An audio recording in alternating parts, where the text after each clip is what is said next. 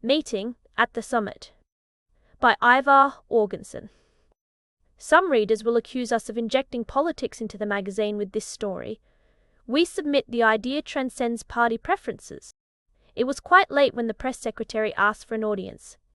He was one of the very few who made direct contact. A trusted friend of the president, as well as an able buffer between the chief executive and the Fourth Estate. The president said, "Why, certainly, if it's that important. Come right up." As the line went dead, the president put down the phone and picked up the Western story anthology he had been reading. He thumbed the pages pensively, then laid that down too and sat back in his chair. He closed his eyes. So darn seldom he got a chance to read any more, or to do anything else for that matter, except play a little golf once in a while, and spend the rest of the time trying to stem the world's mad dash to destruction. He smiled gently, his tired eyes still closed. He estimated it would take the press secretary a good 10 minutes to get to the White House. Good. The president had come to a point where he savored every precious moment of solitude. He let his mind drift. First, to the state of the world. It wasn't so bad, really. Not in comparison. After all, a Cold War was better than a hot one. And even the Cold War was softening up a little. Enough to... The president's smile deepened. Enough to quit. That was his big secret. He hadn't told them yet. In deference to political strategy, responsibility to the party, and that sort of thing, he'd held his peace. But his decision had been made. He would not run again. A man, he told himself, is entitled to a few blessed years as his own master, a time when he ceases to be a slave of duty. Why, just think, to grab the clubs and shoot 18 without having to make arrangements, to go out and catch a couple of fish without the Secret Service plotting the course, calling the tune, following, grim-faced in his wake. The president's smile deepened. It was all so darned crazy. You go out to get a little relaxation, to catch a fish. But before you arrive, the stream has to be stocked so thick you can almost walk on the beauties, because if the president failed to catch a trout in one of their mountain streams, the state involved gets a black eye and might lose a few thousand tourists that year. He wondered idly if they gave the fish a pep talk when they tossed them in. But that sort of thing would be finished, soon. He was going to quit. He was going to tell them. "Mr. President." He jerked erect, blinked, and gave the press secretary his famous smile, half apologetic now. "Sorry. I was napping, I guess. Didn't hear you. Sit down. Sit down." The press secretary did as instructed, and the president was struck by the tight, stricken look on his grey face. "Good Lord, Jim, what happened? You look as though somebody just dropped a bomb on New York City." He could afford to speak lightly, because he knew any news of grave import would not come through the press secretary. The latter appeared to have difficulty with his reply. With the president's eye upon him, sharp but friendly, he floundered for a moment, then said, "I might as well give it to you straight, Mr. President. Then we can go on from there." "An excellent idea." "All right, here goes. A man contacted me and requests that you come to the top of Mount Rainier for a conference." The president couldn't find any words. The silence was heavy. "And I think you'd better go," the press secretary finished in a voice charged with sheer misery. He sat mute, wondering what was going on through the president's mind. Finally, the chief executive said, "Jim, I really..." The press secretary leaned forward, his whole being tense. "Mr. President, please answer one question, honestly. Do you think I've lost my mind? Do you think I've suddenly gone crazy? Section." The reply was in a quiet tone. "No, Jim, I don't. I know you too well for that. I think you're saying something you have to say, doing a job you feel you have to do, even if it puts you in a position where you have to ask a question like that. Thank you. And now? Why don't you just sit back and explain it? I'll be frank. It makes no sense to me, but I'm listening." A warm feeling swept the press secretary. This president we had, this solid rock of a guy, you just couldn't beat him. The homely, earnest ex-journalist leaned forward again. "The success of this mission, Mr. President, my visit here, hinges upon whether or not you believe I'm telling the truth. I'm going to tell you some strange things, and if you doubt my word," he shrugged, "well, I will have just wasted your time. Go ahead with it, Jim." The words were almost sharp now. "All right, sir." He took a deep breath and plunged in. "I've just had a briefing such as no man on this globe ever went through. I've been to the top of Mount Rainier." "When?" "Night." "Go on." I'll tell you step by step exactly what happened, or what seemed to happen. Then you can make your decision." The press secretary began to talk. He talked for a long time. The president listened, his face a mask, giving no clue whatever to his inner thoughts. This was a trick he learned over conference tables through the years. His skill at this would have made him a great poker player, but he never cared for the game. When the press secretary stopped talking, he sat looking at the president with question marks in his eyes. He had no idea what the latter would say or do. The possible extremes were in his mind. The president might smile and say, "You've done a good job, Jim," or he might reach for the phone and say, "Please send in 2 strong men and a straitjacket." The president did neither. He spoke very quietly. "I think I'd better go to Mount Rainier. Tell them I'm ready." The press secretary picked up the phone, dialed a number. When the party at the other end answered, he said, "The president agrees. He awaits your contact." He put down the phone, and they sat looking at each other, waiting. There was nothing else to do now. The president's eyes were vague, as though he were looking through space and time. He said, "We've come a long way in a very short time, Jim. It's worth pondering." "A long way, Mr. President." "In a scant 50 years, we've gone practically straight up in matters of science, invention." The thought broke off as his mind went to some of the things his press secretary had told him. And regardless of the gravity of this situation, he found himself looking forward to seeing them for himself. He had not long to wait. A moment later, an odd red haze appeared in a far corner of the room. There was a crackling sound as of high-voltage electricity jumping its bounds. The phenomenon vanished as quickly as it had appeared, and a young man was approaching the president's chair. So far as the president could see, he might have been one of the bright young career men who hurried about Washington these days, except that the eternal briefcase was missing, and the young man wore a one-piece coverall type of garment in pastel red. He was blond, pleasant, and had even, white teeth. He was also respectful. He bowed and said, "Mr. President, I have been sent to conduct you and your assistant to the rendezvous." The president glanced quickly at the press secretary, then said, "Of course." "If you will be so kind as to move with me to the far corner of the room." The press secretary's expression said, "It's all right. This is just how it happened to me," and they followed the young man across the thick carpeting. In the corner, he arranged them precisely. "If you will stand just there." Then he stepped between them and looked pleasantly unconcerned. The president tensed himself for what was to come, but nothing came except the crackling and the red light, the dissolving of the walls, and the young man saying, "You may sit down now if you wish. No physical discomfort whatever. Six dashta, but sucom." The president sat down and looked about. He was in a small, well-furnished room, pasteled in a light shade of green complementing the young man's uniform, and he got the flash of an idea that color was very important in the scheme of whatever science brought this transposition about. There was a soft whirring sound. The president said, "May I ask where we are?" "Certainly, sir. We are in a small ship. We are crossing your country at around 100,000 of your feet." "At what speed?" This gave the young man pause. "It will be very hard to translate into terms with which you are familiar. I would say roughly the speed of light. The major time lapse is consumed in ascent and descent." The president showed great interest. "Tell me this. We were moved from my study through some scientific process I won't ask you to explain, but why weren't we carried the entire distance to Rainier in that manner?" The young man pondered. "That is of course difficult for you to understand, and quite difficult for me to explain, so allow me to put it this way. When planning a trip from Washington to New York, you walk from your office to your car and ride in the car from your residence to the airport." "I see. A matter of slower speeds over short distances." "In a way, but more so a matter of practicality. You could hardly bring the car into your office nor the aircraft onto your front lawn." The president let it rest there. He said, "One more thing. Why was I not contacted directly in this matter?" This embarrassed the young man. "Wherever we go, sir, we attempt to conform to customs and manner existing in that place. We understood that to reach the President of the United States, one always proceeds through channels." The president smiled. The humming sound ceased. The young man arose, forestalling further questions. "This way, if you will be so kind." The president and the press secretary followed the young man from the room into a low corridor. The walls of this passage were transparent, and the president caught his breath at the grandeur outside. He got the impression they were moving from the small ship to a larger one, perched precariously on the edge of an abyss. Below, under bright moonlight, lay the snow-covered approaches to Rania and her sister peaks.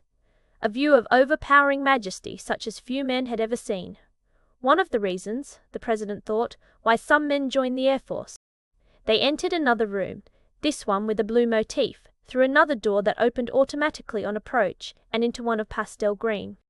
This room was somewhat larger, but no more ornate nor less efficiently furnished than the others. A streamlined oval desk sat in its center, from the far side of which a man arose and held forth his hand. He was slim as a reed and had snow-white hair. He gave the impression of ripe years, yet with no physical indications of this other than a head of beautiful snow-white hair. Perhaps, the president thought, this indication was an illusion. And perhaps the aura of power emanating from the man was also an illusion, but the president would not have been willing to bet on it. The man's smile was an odd mixture of friendliness and impersonality as they shook hands. He said, "My name is Rex, Mr. President.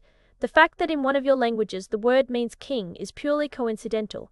I am not a monarch in any sense. My title is Director of the 7th Sector." As Rex had got to his feet, the chair under him had swung under the desk out of his way. Now it moved back to its original position. And as the president took the seat Rex indicated beside the desk, he had a whimsical thought. I wonder how that chair knew he was ready to sit down again. Ass. Itch, Wells. Rex nodded to the young man in the pastel-red uniform. The latter bowed slightly, turned and left the room. Rex turned his dark eyes, almost feminine in their beauty, on the president. His quick smile was even more impersonal now. "Shall we get to the business at hand, or could you do with a little refreshment first?" "I prefer the former," the president said briefly. "Good. I imagine your aide told you some of it, but I'd better recap that and then go on." Rex nodded briefly in the press secretary's direction. It was the silvery-haired man's first acknowledgement of his presence. "You are probably curious as to who I am and just what the 7th Sector is. I'll tell you. The 7th Sector is a team denoting a certain part of the known universe. It contains approximately 900,000 solids of a 20 million ton weight, or over. 11 of these solids supports animate life at around the evolutionary stage of your own, or higher. Do you follow me?" When the president was slow in answering, Rex said, "I suggest you lay aside any mental resistance and take all statements I make as fact." "Why should I do that?" "Because my deceiving you would be pointless, and because I must transfer a great deal of information to your mind in a very short time." The president said nothing, and Rex went on. "As director of this sector, it is my job to check the development on its various planets and make progress reports to the council. And this council is located many light years from here, at the hub of the known universe, but that is not important. I thought perhaps we, or our representatives, might some day appear before it. I'm afraid not. I fear you are treading the path of those who once inhabited your neighbor planet, Mars." "Then life does exist, or did, on Mars?" "Oh yes, but we were forced to eliminate it." The president spoke calmly. "Then you are able to depopulate whole planets?" "Whole systems, if necessary. Let me explain. When conditions are right, life inevitably comes into existence upon a planet. The entities involved are always pretty much as you and I, physically, because conditions produce a ruling race of our structure or do not produce life at all. The problem, Mr. President, lies in the spiritual. Every race on every inhabited planet is given the intelligence and desire to evolve upwards spiritually, but they do not always succeed. A time limit is set on this so that the inhabitants of each planet arrive finally at an evolutionary crisis." The president thought of nuclear fission, the atom bomb, mankind's incredible progress over the last 200 years. "And you have come to aid us in spiritual development?" "On the contrary, you have had all the guidance necessary, far more than those on most planets. More than did your neighbors on Mars. I have come to annihilate you." The president hid his shock well. "If killing me will annihilate life on the planet. You see, Mr. President, there comes a time when each inhabited planet must join the council, when it reaches a point at which its existence affects the great family of planets. If at that time its state of affairs and development are negative, its population is eradicated for the greater good." "May I ask 2 questions?" the president said. "Oh, you may." "Thank you. First, Why do you contact only me with this news? I am the titular head of only one nation on this planet. There are many others. I would rather reserve the answer to that question. Very well. The second. How can we affect a family of inhabited planets, the existence of which we are not even aware? Planets with which we have no contact whatever. In a few short years you would know of their existence. You would not only be able to contact them, you would visit them, and they would visit you. And just how would we affect them adversely? That should be apparent. Your present state of dwarfed spirituality is made clear by your background of violence and injustice. I refer to your planet rather than to your nation. Practically all your scientific progress has come as a result of war. Nations that lose a war on your planet study and invent and discover like demons possessed for tools with which to win the next one. Do you deny that at this moment your planet is little more than an armed camp? No, the President said sadly. I cannot deny this. Then you realize why we cannot let you move out into space, carrying with you the greed, the envy, the hatred, the violence that stalks the corridors of your history. Such carrions. There was no doubt in the President's mind that this remarkable man could back up his every word. His statements were not idle threats. The President said, "But your accusations are not entirely just. You make no mention of our great progress towards spiritual goals in the past 100 years. Even the past 50 have seen marked changes in that direction. I have noted that. It is what caused me to make this contact with you. Ordinarily, no such contact would have been made. I would have checked the planet, reported it to the Council, and annihilation would have been automatic. Then there is hope for us?" A look of skepticism was mirrored in Rex's eyes. A slim one, perhaps, a very slim one. He leaned suddenly forward. "You ask me why I contacted you only. Because, of all the nations on this planet, yours is the most powerful. The first powerful nation in the history of your planet that has fought no wars of aggression, that has subjugated no weaker nations. Certainly a hopeful overall sign. And greater progress will be made in the future. Progress comes slowly. We must have time. But progress has been too slow. There is little time left. Could you be more specific? In rare cases, where planets have been found to be approaching a crest, so to speak, extensions have been granted." "And you will grant us an extension?" "I'm not sure. There is nothing, at the moment, that justifies one." Rex pondered. "Yet there are strong indications." The President waited. Rex gave his decision. "I will withhold judgment for 5 years. At the end of that time, I will contact you again. My judgment will then rest on what progress you have made in the interim." "But I am only one man. A powerful man. And I am very much afraid the fate of the planet lies with you and your nation." The President arose from his chair. Rex did likewise. The President said, "I will go personally to the United Nations, altogether the heads of all the nations." Rex shook his head. "I'm sorry, I can allow no such deviation from the channel of your present efforts. Telling your world of this meeting would put it in the nature of a threat. Thus, any results achieved would come through fear of punishment and would not be permanent. There is one more point. Mine is an elective office. I may not be in the President's chair 5 years from now." Rex considered gravely. "I see. In that case, one of two things will happen, depending upon the man in your present office and the sincerity of his efforts." "And they are?" Perhaps we will contact him and give him our decision. Or," Rex shrugged, "perhaps we won't bother." He held out his hand. "Goodbye, Mr. President, and good luck." Chol, as IIG. The President of the United States sat alone in his study. His face seemed wearier than usual. There was a sag in his shoulders that would have drawn comment in public. He was considering his future, the future of the world. There were, of course, many good men in both parties. In the privacy of his own thoughts, it was hard to judge which party had really done the nation greater service. At one time, he himself had debated running for the presidency on the other ticket.